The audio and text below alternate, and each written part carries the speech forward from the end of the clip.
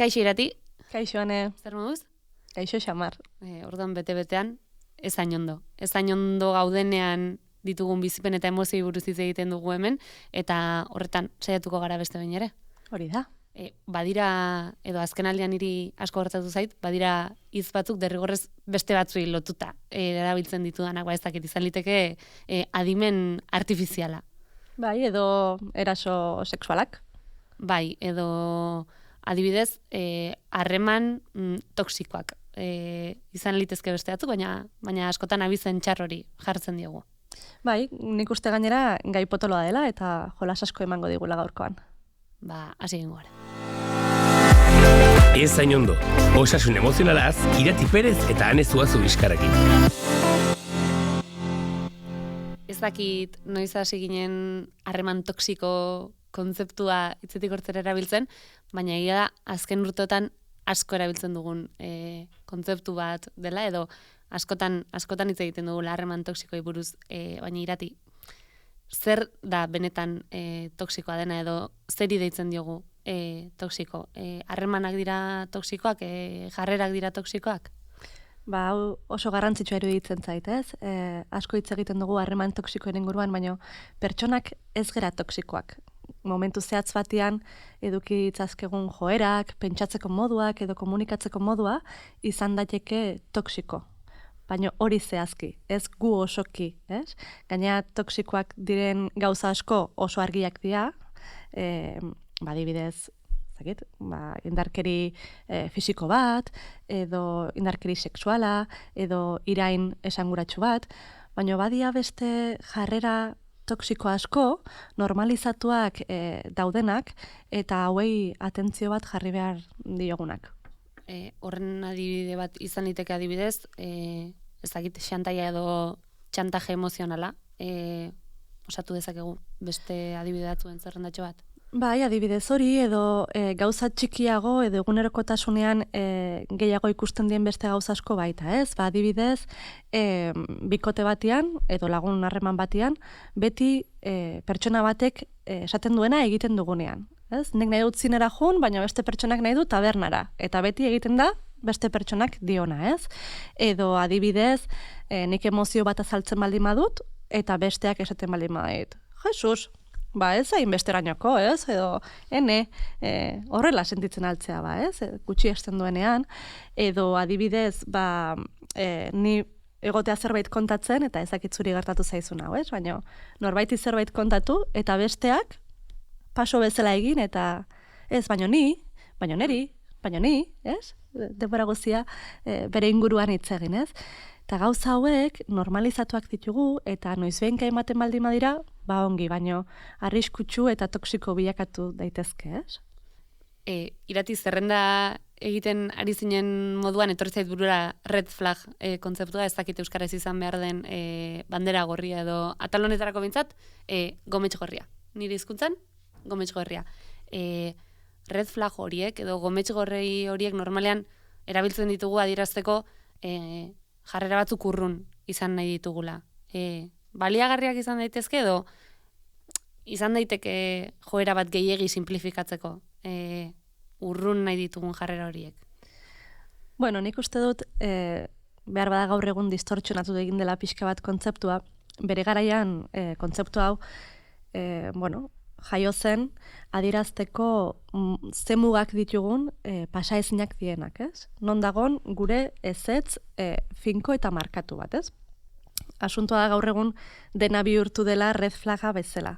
Eta nik nahiago dut hitz egitea semaforo bat izango balitz bezala, ez? Gorria, gometxa gorria, gometxa horia eta gometxa berdea, ez?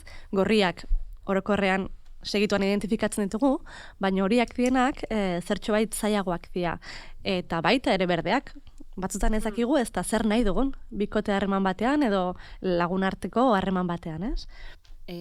Gomets gorriak denok identifikatzen ditugu gutxi gehiago, edo izan daitezke agerikoenak, eta segurenik alakoak ikusterakoan, ohartzen gara agian, harreman hori ez dela guretzat egokiena edo, baina gomets horiak nire bintzatetza zaizkit hain ezagunak egiten, edo ez dakit gain nahi zen zeintzuk diren esateko. Hombre, normal, ez? Zaila da identifikatzen gometxa horiak gorriak dielako unibertsalago bezala edo orokorrago eta horiak subjetiboago dira, ez? Gure bizi esperientziaren arabera, gure balioen arabera edo guretzat erlazio bakoitzean zeintzuk diren oinarri garrantzitsuenak markatuko du ze gometxa hori dien guk identifikatuko ditugunak, ez? Eta zentzu hortan, adibidez, gometxa hori bat izan daiteke gezur txikiak esatearena, edo justifikatze bat eramaten duen pertsona bat, edo izan daiteke baitare, adibidez, planak egiterako orduan, iniziatibarik ez duen norbait. Claro, niri adibidez, igual berdintzait nire bikoteak edo nire lagunek ez badituzte planak egiteko iniziatiba asko edukitzen, baina beste pertsona batzuntzat hau oso garrantzitsu da, orduan bestiantzat gometxa hori dena niretzat behar bada ez da, ez? Orduan zentzu hortan oso garrantzitsua da, edo oso garrantzitsu bihurtzen da norbere buruaren ezagutza, hauek subjetiboak dielako, ez? Nik ez baldin badakit zer den garrantzitsu niretzat erlazio batean, zer behar dudan, edo zeintzuk diren oinarri, ez dut jakingo ez dare nola identifikatu gometxa hori horiek, ez? Orduan neurri batean badagokigu geure buruari galderak egitea, jakiteko guretzat zeintzuk izan behar duten, ezakit argitxo horiek edo pixkat arretaz egotera eramango gaituzten horiek, geure buruari galderak eginda, beste bain ere. Hori da. Beste gauza batzuekin ere gertatzen zaigu, eta orain arte ere bai gometx gorriekin bai gometx hori hauekin ere beste pertsonengan jarri dugula harreta, baina hor badago beste galdera bat, ez? Badirudi beti bestea dela toksikoa, harreman toksiko batean gaudenean beti bestearena dela errua, baina toksikoa ni banaiz edo jokabide toksiko horiek dituena ni banaiz? Claro, hau oso interesgarri da, ez? Norbere burua begiratzea. Azken finean, denok eduki ditzakegu momentu batean jarrera toksikoak, ez? Ez dakit zuri gertatu izan zaizun, baina nik min egin izan dut erlazioetan, nahi gabe bada ere, ez? Edo lekuzkanpo dagoen zerbait esaten dugunean, hau desegoki bihurtzen da, ez? Baina ez da ezer gertatzen, hau identifikatzen baldin badugu, barkamena eskatzeko gai baldin bagea, ez? Ardura bat hartzen badugu honekiko, zentzu hortan gure jarrera toksiko horiek hobetu daitezke. Arazoa da, hauek behin eta berriro errepikatzen ditugunean, ez dugunean ardurarik hartzen, edo garrantziak entzen diegunean, ez? Adibidez?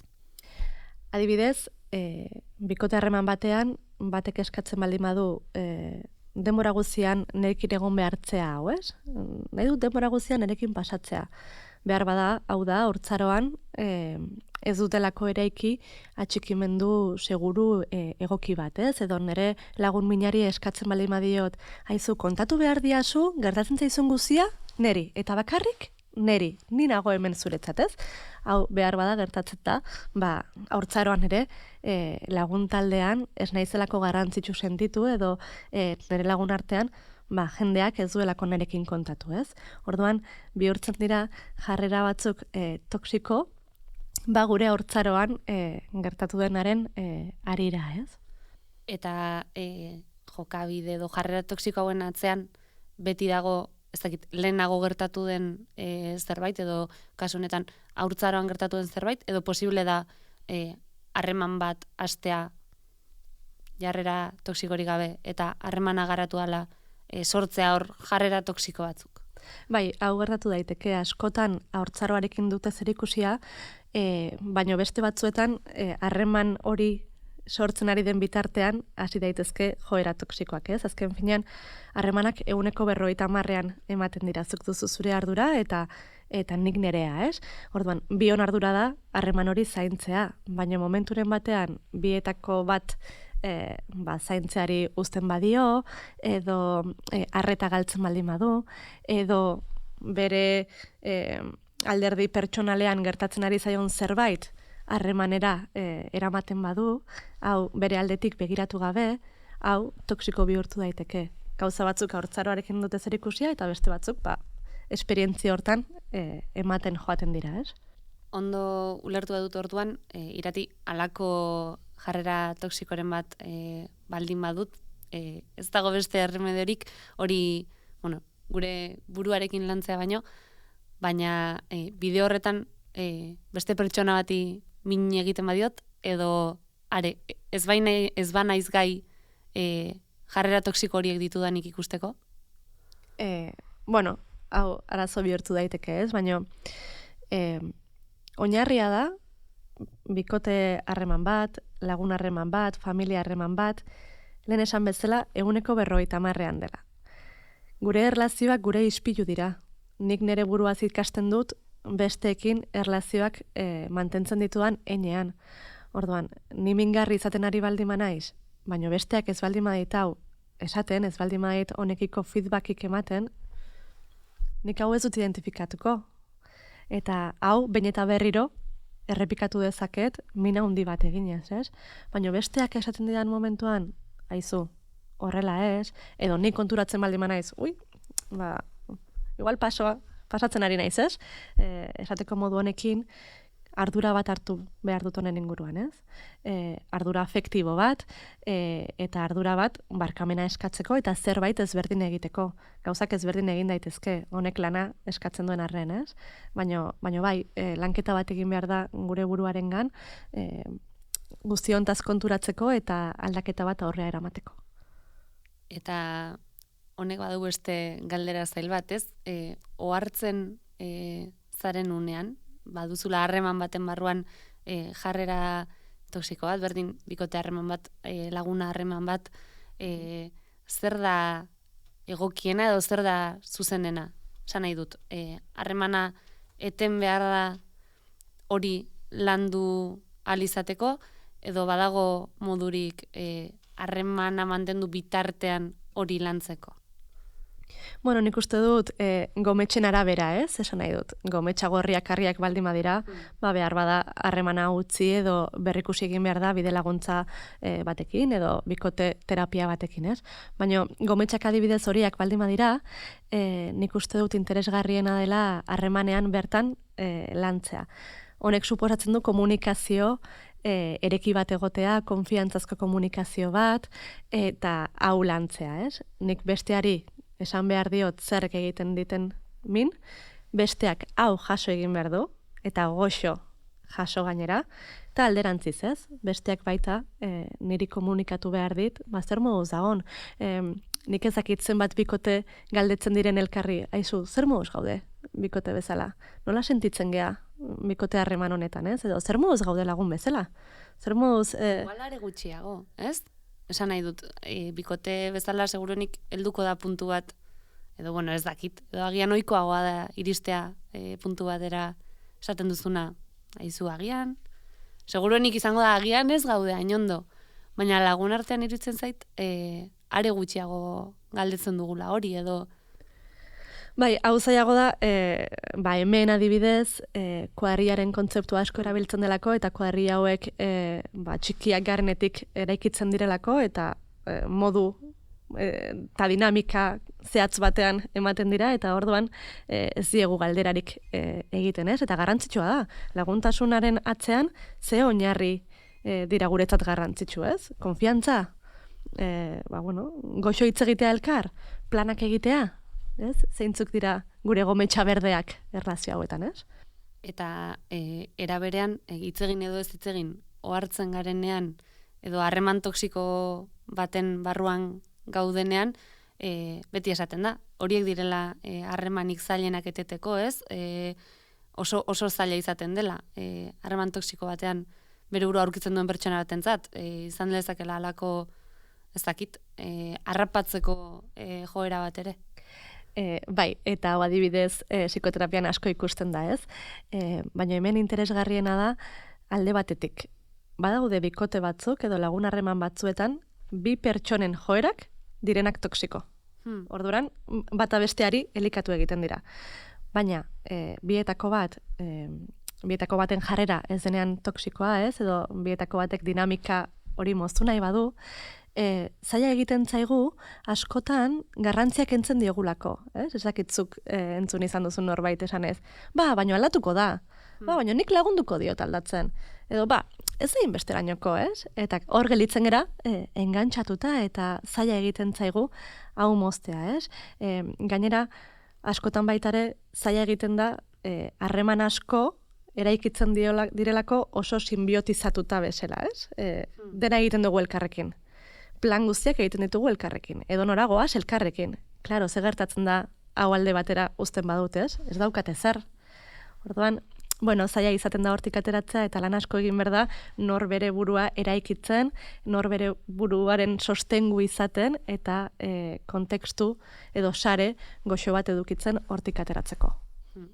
Alegia, ez bakarrik bikotearekin, ez bakarrik kuadrilarekin, beste harreman batzuk mantentzearen edo sortzearen garrantziara erakusten duenek, eta hasierara itzuliz eta errepasorako, beste behin ere zein garrantzitsua den alakoetan tartetxo bat egitea ohartzeko eta geure buruari galdetzeko zeintzu diren, esan dugu gometxgorriak nahiko, unibertsalak direla, gure gometxoriak zeintzuk diren, iruditzen zait oso ariketa potentea eta egin beharko genukena, eta beste ariketa bat, gometx berdeak identifikatzearen ariketa hori, eta gometx berdeak aldarrikatzearen zera hori, ez beti txarrari begiratuta. Hau asko gusaren zait, asko begiratzen diogu gometxa gorriei, baino ez horren beste gometxa berdei, ez? Eta nek nahiko nuke, zuk esan bezala hau ere aldarrikatu, ez?